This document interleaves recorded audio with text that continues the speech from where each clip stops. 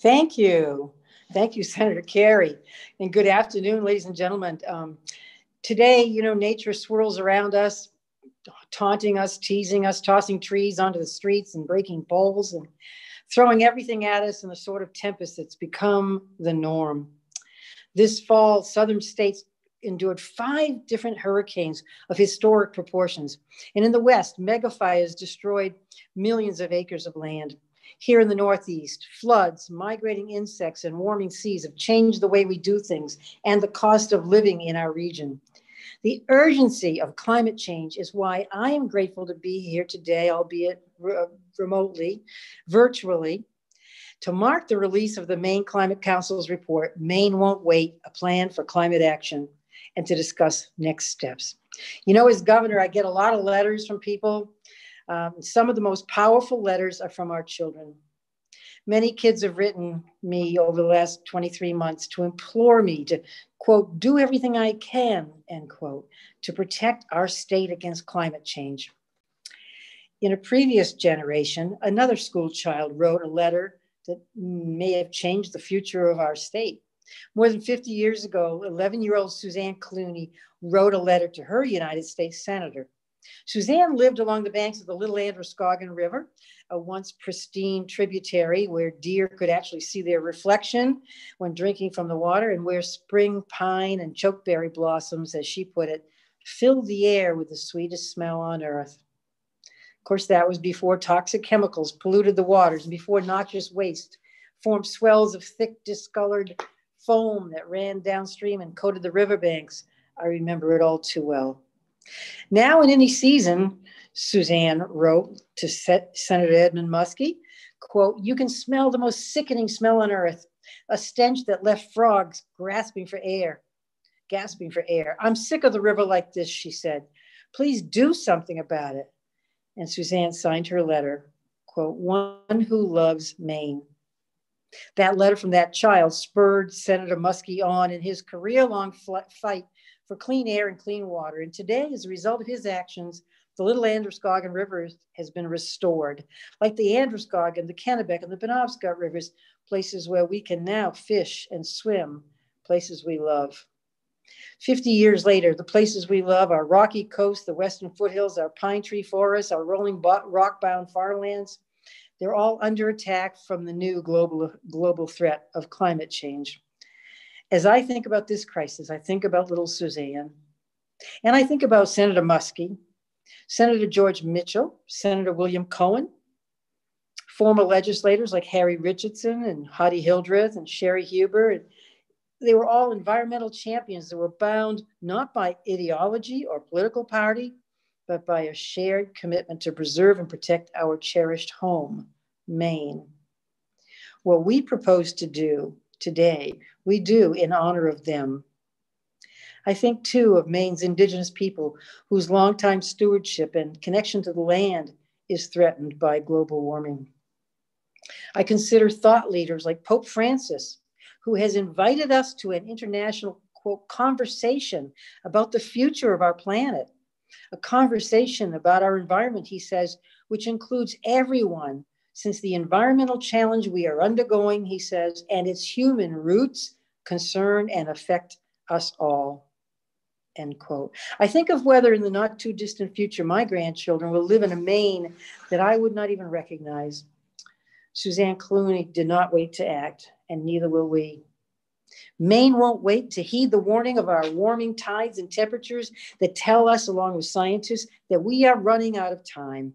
Maine won't wait to honor the legacy of our environmental stewards who rose above political party to protect our shared future.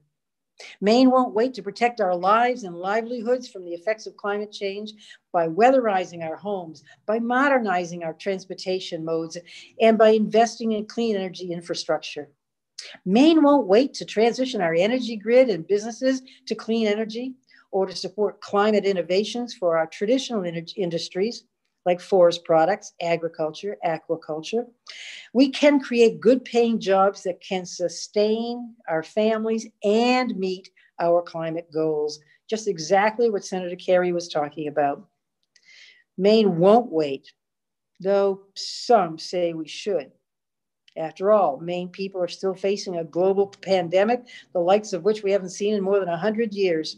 A pandemic that has also wrought economic hardship in Maine, across the nation, and around the globe. But this COVID-19 crisis is testing our resilience and our resolve, but it's also revealing Maine's strengths and weaknesses in equal measure. The pandemic has thrown into stark relief our need for a stronger long-term economy comprised of diverse industries and powered by a healthy workforce. Mere months ago, we'd never heard of anything called the novel coronavirus. We had no idea that that virus would sicken more than 11,000 people and claim the lives of nearly 200 people here in Maine alone. We didn't know about COVID-19, but we do know about climate change. And our approach to that, as our approach to the pandemic, will be based on science and fact, and we cannot afford to wait.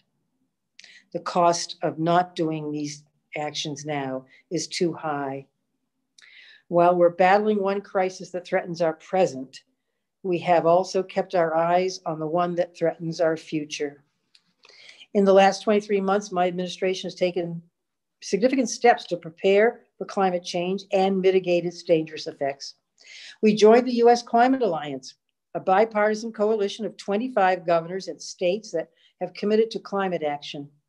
Those states represent 55% of the nation's population and about 60% of its overall economy. We also created the Maine Climate Council a year and a half ago. And we withdrew from a national offshore drilling coalition that would allow drilling for oil and gas off our shores. And we lifted the moratorium on clean wind power development. We used proceeds from the Volkswagen emissions settlement, which I helped negotiate as Attorney General, to install electric vehicle charging stations all over Maine and for consumer rebates for people to purchase electric vehicles and plug-in hybrid electric vehicles. And we've also used those funds for exciting innovations that show the promise of our new electric future, including state grants that will help bring the first all-electric school bus to Maine later this month. And next year, the first electric municipal transit buses, the first electric waste trucks, and even the first hybrid ferry. Yes, Hannah, may be coming your way. We partnered with Efficiency Maine to set an aggressive goal of us installing 100,000 heat pumps, new high efficiency heat pumps by 2025. And then with Maine Housing, we partnered to ensure that seniors and others struggling with high heating bills will be able to take advantage of this cost-saving technology. A guy named Jim Fecondo, a veteran from Eagle Lake, who installed one of these heat pumps, said to us, quote, "My prized thing is my heat pump. I'm 86 years old, and it gets to the point where funds come a little short because we only depend on an income of Social Security. So it worked out," he said, "for us as well financially, as well as it stabilizes our home." Well, Jim's not alone. This year, Maine is on pace to install nearly 16,000 heat pumps, a record number, and more than double what was done last year during the pandemic.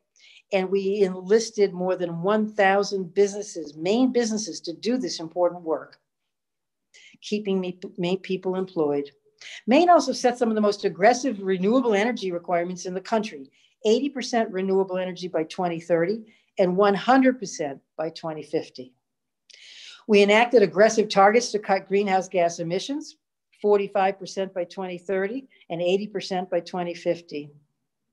In September last year, I stood before the world's leaders at the United Nations General Assembly, and I pledged that Maine would be carbon neutral by 2045.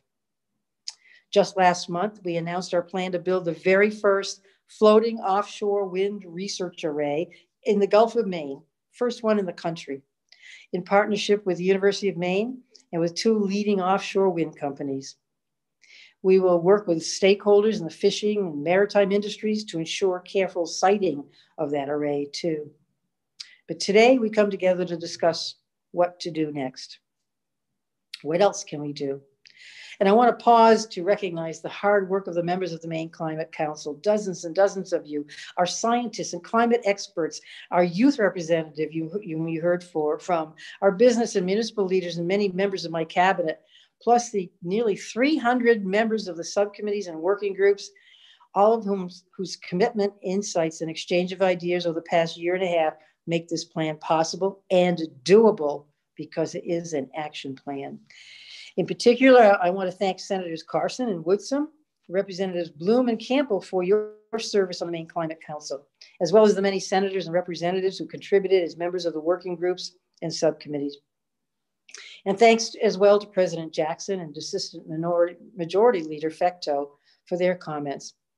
Your partnership and the work of our colleagues on both sides of the aisle will be essential to addressing climate change in this coming session and the years ahead. Senators Collins and King, Representatives Pingree and Golden, we're so grateful for your support. We need strong partners at the federal level on climate and clean energy, and I thank each of you for stepping up and offering your vital leadership. And thank you to Secretary Kerry and to the incoming Biden administration. Steady leadership and support for our state's climate work from the president and the new administration in Washington will be a game changer for our state. And to everyone involved in this plan and to the public who offered their ideas and feedback, thank you for participating despite the upheaval and uncertain schedules in these unpredictable times. Thousands of Maine people are still facing real economic hardship due to this pandemic. So to get Maine families back to work, to spur economic growth, and to meet our state's climate targets as outlined by this plan, I'm setting a goal to more than double the number of Maine's clean energy and energy efficiency jobs by 2030. Double the jobs. These jobs, nearly 30,000 of them in every corner of our state, will combat climate change. These jobs will include electrical workers, electricians, contractors, engineers, heat pump installers, efficiency experts. These jobs will provide opportunities for Maine people, including the many young people who are looking for a way to stay here and to make a difference in people's lives. And these jobs will advance long-term prosperity for our state. There are a few ways we can reach that goal. This coming session, I'll put forward at least 4 pieces of legislation and sign an executive order to chart the path to economic recovery from the pandemic and combat climate change. My administration will also support efforts in the legislature and the private sector to achieve those same goals. To attract renewable energy innovators to build and expand their businesses here in Maine, we'll work with the legislature and the Public Utilities Commission to increase the amount of renewable energy Maine procures in the next few years through long-term contracts. As part of that effort, we'll embrace opportunities for energy storage as well, and accommodate the transmission associated with new clean energy sources. We'll make adjustments and advance our solar policies to ensure that those programs accomplish their intended impact and are affordable and stable over the long term. We will put into law the commitments we've made to emissions reductions in our state buildings and vehicles to create savings for taxpayers from efficiency and more affordable power production. We'll work to enact legislation to phase down dangerous pollutants known as HFCs, hydrofluorocarbons, legislation which received overwhelming bipartisan support just last session. We'll support legislative initiatives for new appliance efficiency standards, saving Maine homeowners money, and a program to finance clean energy projects for commercial properties. We will modernize Maine's building codes with a long overdue approval of upgraded building standards by early 2021 through the normal regulatory processes. To reduce our dependency on fossil fuels, especially in transportation, over the next 5 years, we will more than $20 million of the VW settlement funds and accelerated funds from the New England Clean Energy Connect stipulation negotiated by this administration to support electric vehicle incentives and to make charging stations available statewide. This month, I'll also sign an executive order that establishes the Clean Transportation Roadmap to identify and make regulatory changes necessary to meet Maine's transportation emission goals. We'll use $15 million from Clean Energy Connect funds for increased heat pump deployment, and we'll work with Maine's public advocate to target additional heat pumps and support for low-income residents and seniors. To support community and regional efforts to prepare for climate change, And with support from several Maine foundations, we'll launch a pilot program for community resilience in 5 municipalities. And if successful there, we'll create a full-scale program to provide technical assistance and climate planning tools to all communities to make sure the Maine cities and towns are well supported as they plan for climate impacts. We'll submit legislation to incorporate science-based sea level rise projects into future land use permitting. We can't stop these extreme weather events, can't just pull up the bridge on them, but we can help Maine people and Maine towns prepare for them and protect themselves. To seize the potential of Maine's natural lands, which sequester an enormous amount of carbon every year, we will submit legislation to codify the carbon neutrality commitment which I made to the United Nations. And we'll start a state forest climate and carbon pilot program to provide incentives to woodlot owners of up to 10,000 acres to support sustainable management of their lands to keep them forested, sustainably managed. We'll provide technical assistance to landowners, utilizing the state's current grant and technical programs to increase carbon sequestration. To spur job creation, to start critical infrastructure projects and advance the state's climate and economic goals, we'll work with our colleagues on both sides of the aisle on a bond proposal that could double the pace of weatherization. Wouldn't that be great? Saving Maine homeowners money. We know that a well-insulated and efficient home or heating system will save homeowners money over the long term. Extra dollars in the pockets of Maine homeowners couldn't come at a more important time, especially for laid-off workers and seniors on fixed incomes. We could also do a bond that part of that bond could also create a state adaptation fund to give communities capital support for urgent climate-related infrastructure and provide matching funds for FEMA pre-disaster programs and other federal grants. These funds could focus on projects that will help towns avoid future flooding and loss of community infrastructure.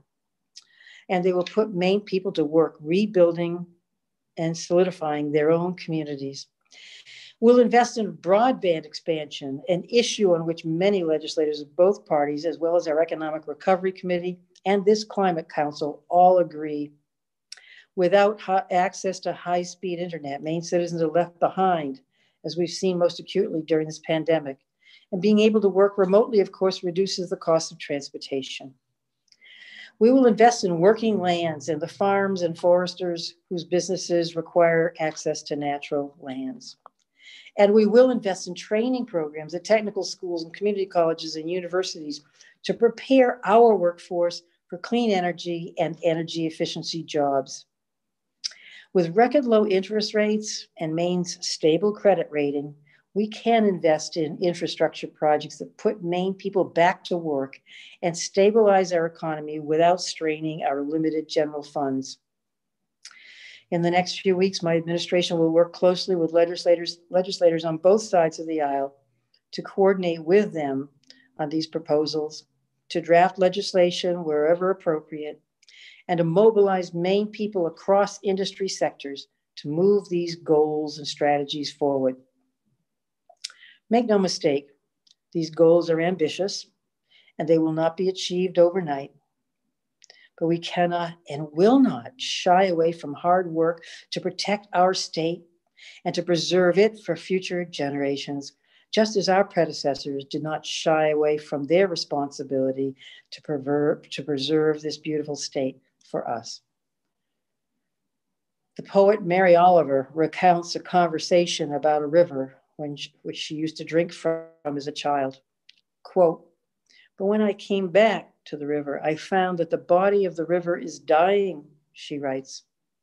"Did it speak?"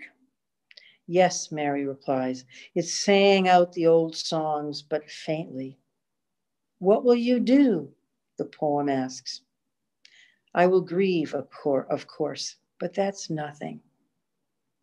What will we do? We can't wait and simply grieve after these opportunities pass. Grief will come too late, as our children already know.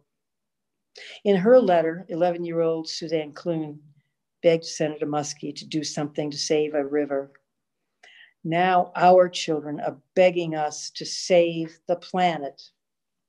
May this plan be our call to action to protect our state and our planet, to improve the lives of our families and the livelihoods of our people, and ward off natural disasters and economic crises of the future.